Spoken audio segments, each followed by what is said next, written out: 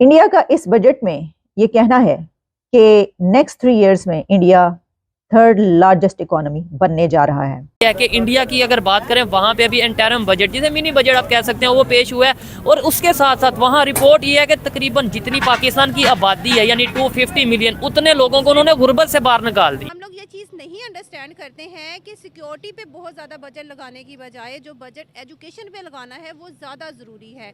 India में सबसे पहले तो उनकी जो है ना वो सिलेबस की यूनिफॉर्म पॉलिसी है, वो उनकी रेडी बान का बच्चा जो है वो भी वही सिलेबस पढ़ रहा है जो उनके डिप्टी कमिश्नर का बच्चा पढ़ रहा है। ठीक, हम पूरी दुनिया को बुलाकर दिखाएंगे। उन्होंने पूरी दुनिया को अपने कंट्री में बुलाकर दिखा दिया, वो समिट करके दिखा दी। यूनिकॉर्न्स की बात की तो उसमें हमने देखा क्या उन्होंने कमाल करके दिखा दिया। गद्दार मुल्क है, दुश्मन मुल्क है, वट एवर जो भी है, ठीक है, लेकिन आपकी बात बिल्कुल ठीक है क्योंकि पॉजिटिव चीजें देखें, ठीक है, तो अगर अपना ही फायदा होगा। अगर वो पॉजिटिव चीजें हैं उनकी, कुछ उनके सेक्टर्स, उनके पावर सेक्टर हो गया, उनका IT सेक्टर हो गया, अगर वो उसमें अच्छा जा रहे हैं। अब देखें कि लीवर ट्रांसप्लांट में इस वक्त इंडिया और चाइना नंबर 1 है। नमस्कार दोस्तों, आप सभी का स्वागत है एक और नए वीडियो में। आप देख रहे हैं ग्लोबल न्यूज हिंदी। उम्मीद करते हैं आप सब बहुत अच्छे होंगे। दोस्तों कल का बजट आप सब ने देख लिया होगा। बजट में डिफेंस बजट में काफी ज्यादा बढ़ोतरी हुआ है। जो मिडिल क्लास फैमिली है, जो लोग घर बना रहे हैं, उनको भी काफी ज्यादा सपोर्ट मिलेगा। अब ये सब देखकर पाकिस्तानी बौखला गए क्योंकि पाकिस्तान को तो भारत के बजट में से हिस्सा नहीं मिला। तो आइए बढ़ते हैं वीडियो में आगे, देखते हैं पाकिस्तानियों का जलन। लेकिन वीडियो में आगे बढ़ने से पहले चैनल पर नए हैं तो चैनल को जरूर सब्सक्राइब कर ले। इंडिया का शॉर्ट टर्म बजट क्या आया कि रॉयटर्स तक पर धूम मच गई। रॉयटर्स इस वक्त इसको ऐसे रिपोर्ट कर रहा है कि highlights of India short term budget, India plans to spend $134 billion on infrastructure. India का इस बजट में ये कहना है कि नेक्स्ट 3 इयर्स में इंडिया थर्ड लार्जेस्ट इकोनॉमी बनने जा रहा है और उनकी GDP, उनकी इकोनॉमी 7 ट्रिलियन होने जा रही है। ये एक बहुत बड़ा फिगर है और सिर्फ नेक्स्ट 3 इयर्स में वो ये पार करने जा रहे हैं। सिर्फ यही नहीं, मैं देख रही थी कि हम बहुत बात करते हैं पाकिस्तान में कि जनाब बेनज़ीर इनकम सपोर्ट प्रोग्राम है, 1000 रुपए जो है वो सबको मिलता है और क्या ज़बरदस्त बात है कि देखिए 1000 रुपए मिलता है। उसकी हमने इतनी वाह वाह वाह वाह की और मैं इसके अंदर ये देख रही थी कि इंडिया के इस बजट में जो 78 लाख स्ट्रीट वेंडर्स जो हैं उनको क्रेडिट असिस्टेंस शामिल है। इस बजट में वो बता रहे हैं कि 78 lakh street vendors have been given credit assistance और वो अपनी आवाम को, अपनी कौम को पॉवर्टी लेवल से कैसे उठाकर ऊपर लाए हैं। इसके बारे में उन्होंने ये कहा है कि 250 million Indians escaped multi dimensional poverty in the 9 years ending 2022-23।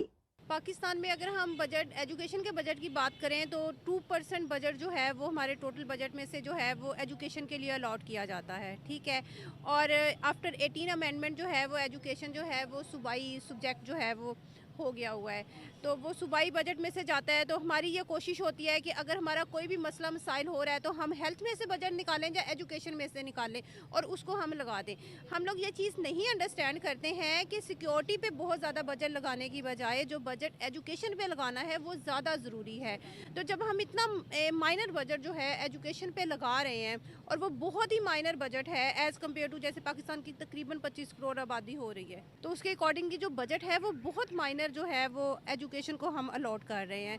तो लिहाजा जो बजट है एजुकेशन का वो ज़्यादा होना चाहिए। जो पाकिस्तान में है एजुकेशन है उसका कोई स्टैंडर्ड नहीं है। ठीक है, हमारे बच्चों को नहीं पता होता कि हमने किस साइड की एजुकेशन पे जाना है या हमने किधर जाना है। ठीक है, टेक्निकल एजुकेशन का तो हमारे यहाँ कॉन्सेप्ट ही नहीं है। हम लोग ये समझते हैं कि टेक्निकल एजुकेशन जो है बच्चों को दिलाएंगे जी वो जो है वो AC ठीक करने वाले बन जाएंगे, जहाँ वो रेफ्रिजरेटर ठीक करने वाले बन जाएंगे। हालांकि हमें ये अवेयरनेस देने की ज़रूरत है कि ये टेक्निकल एजुकेशन है और आजकल की दुनिया जो है वो टेक्निकल एजुकेशन की है। आपके मुल्क में करप्शन खत्म होनी चाहिए। जिस मुल्क में करप्शन है वो कभी तरक्की नहीं कर सकता। आपके जो टैक्स सिस्टम है वो ठीक होना चाहिए। हर बंदे को चाहिए अपना टैक्स, अपने से टैक्स दे। ठीक है, जब टैक्स कलेक्ट होगा और फिर टैक्स कलेक्ट होने के बाद वो खाए ना, हम दे दें, यही बात है ना, टैक्स हम दे दें, बाद में वो टैक्स कहीं वो खाए ना।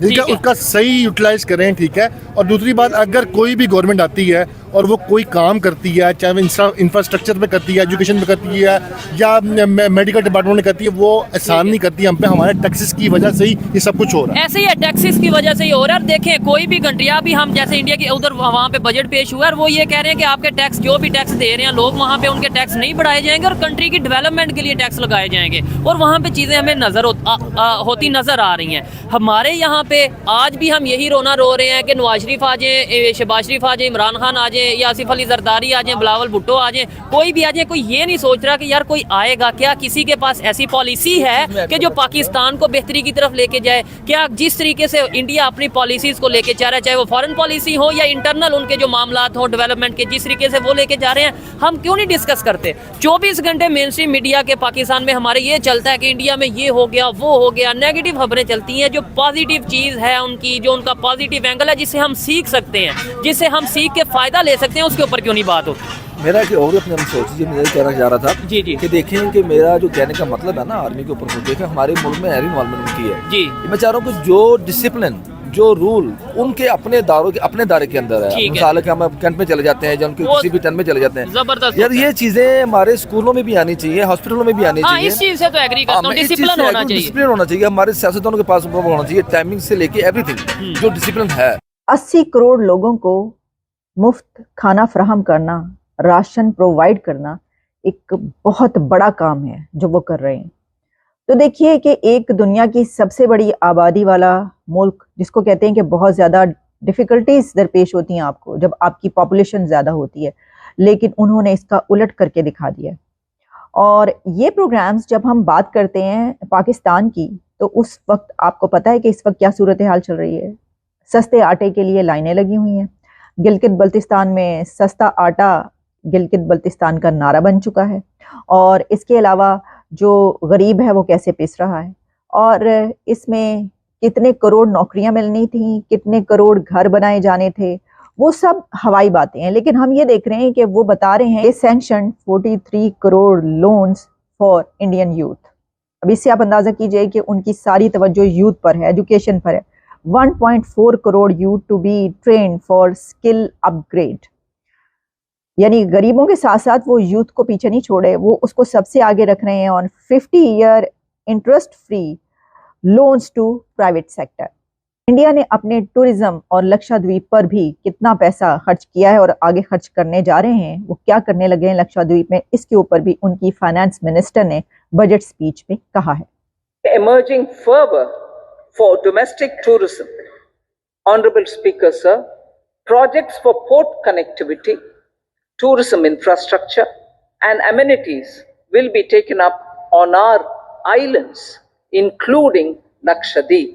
ये था आज का वीडियो आपको कैसा लगा कमेंट करके जरूर बताएं। चैनल पर नए हैं तो चैनल को सब्सक्राइब कर ले, और मेरा वीडियो अच्छा लगता है तो दूसरों में भी शेयर करें और बेल आइकॉन भी प्रेस करें। तो फिर मिलते हैं आपसे अगले वीडियो में। अपना ख्याल रखें। जय हिंद, जय भारत।